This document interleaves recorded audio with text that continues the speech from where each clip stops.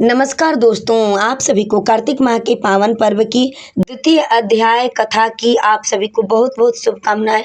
दोस्तों, मैं इस वीडियो में आप सभी को कार्तिक माह के महात्म्य की द्वितीय अध्याय नंबर 2 की कथा सुनाने जा रही हूँ। आप सभी लोग प्रेम पूर्वक श्रवण कीजिए। बोलिए तुलसी मैया की जय। श्री सूत जी महाराज 88,000 ब्राह्मणों को कथा सुनाते हुए कहते हैं। भगवान श्री कृष्ण आगे बोले, हे प्रिय, जब गुणवती को राक्षस द्वारा अपने पति एवं पिता के मारे जाने का समाचार मिला तो वह विलाप करने लगी। हाँ नाथ, हाँ पिता, मुझको त्याग कर तुम कहाँ चले गए? मैं अकेली स्त्री तुम्हारे बिना अब क्या करूं? अब मेरे भोजन वस्त्र आदि की व्यवस्था कौन करेगा? घर में प्रेम पूर्वक मेरा पालन पोषण कौन करेगा? मैं कुछ भी नहीं कर सकती। मुझ विधवा की कौन रक्षा करेगा? मैं कहाँ जाऊं? मुझ विधवा की कौन रक्षा करेगा? मैं कहाँ जाऊं? हे नाथ, मेरे पास तो अब कोई ठिकाना भी नहीं रहा। इस प्रकार विलाप करते हुए गुणवती चक्कर खाकर धरती पर गिर पड़ी और बेहोश हो गई। बहुत देर बाद जब उसे होश आया तो वह पहले की ही भांति करुण विलाप करते हुए शोक सागर में डूब गई। कुछ समय के पश्चात जब वह संभलती तो उसे ध्यान आया कि पिता और पति की मृत्यु के बाद मुझे उनकी क्रिया करनी चाहिए, जिससे उनकी गति और मुक्ति हो सके। इसलिए उसने अपने घर का सारा सामान बेच दिया और उससे प्राप्त धन से उसने अपने पति और पिता का श्राद्ध कर्म किया। तत्पश्चात वह उसी नगर में रहते हुए 8 पहर भगवान विष्णु की भक्ति करने लगी। उसने मृत्यु पर्यंत तक नियम पूर्वक सभी एकादशियों का व्रत और कार्तिक महीने में उपवास एवं स्नान व्रत किए। हे प्रिय, एकादशी और कार्तिक व्रत मुझे बहुत ही प्रिय है। कार्तिक व्रत करने से और नियमों का पालन करने से मुक्ति, भुक्ति, पुत्र तथा संपत्ति प्राप्त होती है। कार्तिक के महीने में जब तुला राशि पर सूर्य आता है तब ब्रह्म मुहूर्त में उठकर स्नान करने व व्रत व उपवास करने वाले मनुष्य मुझे बहुत ही प्रिय है, क्योंकि यदि उन्होंने पाप भी किए हो तो भी स्नान व व्रत के प्रभाव से उन्हें मोक्ष की प्राप्ति हो जाती है। कार्तिक में स्नान, जागरण, दीपदान तथा तुलसी के पौधे की रक्षा करने वाले मनुष्य साक्षात भगवान विष्णु के समान होते हैं।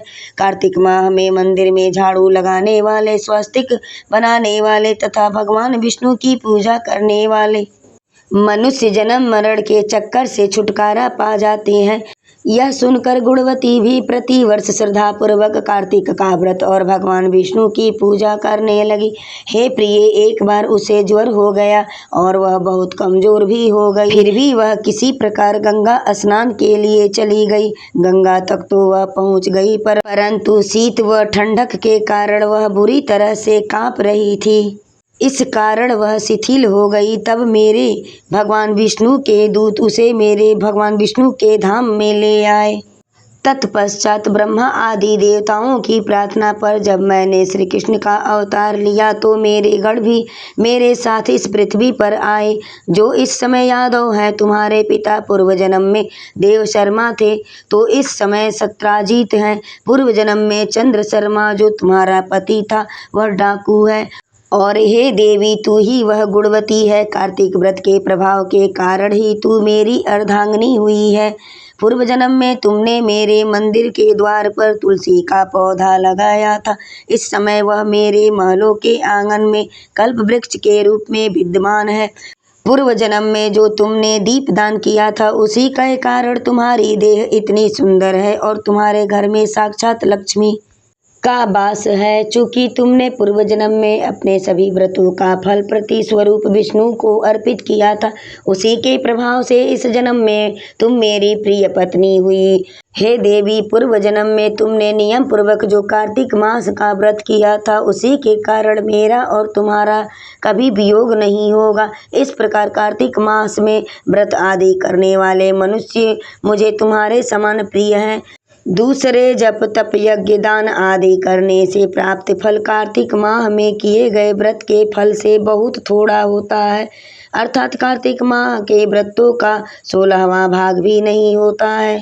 इस प्रकार सत्यभामा भगवान श्री कृष्ण के मुख से अपने पूर्व जन्म के पुण्य का प्रभाव सुनकर बहुत प्रसन्न हुई और माता तुलसी की पूजा करने वाले हर एक मनुष्य को भगवान विष्णु ने वरदान दिया कि वह हमारे प्रियतम के जैसा मेरे लिए प्रिय होगा। और सभी जगत में कार्तिक के महीने का नियम पूर्वक पालन करेंगे, व्रत करेंगे, स्नान करेंगे। बोलिए विष्णु भगवान की जय, बोलिए लक्ष्मी मैया की जय।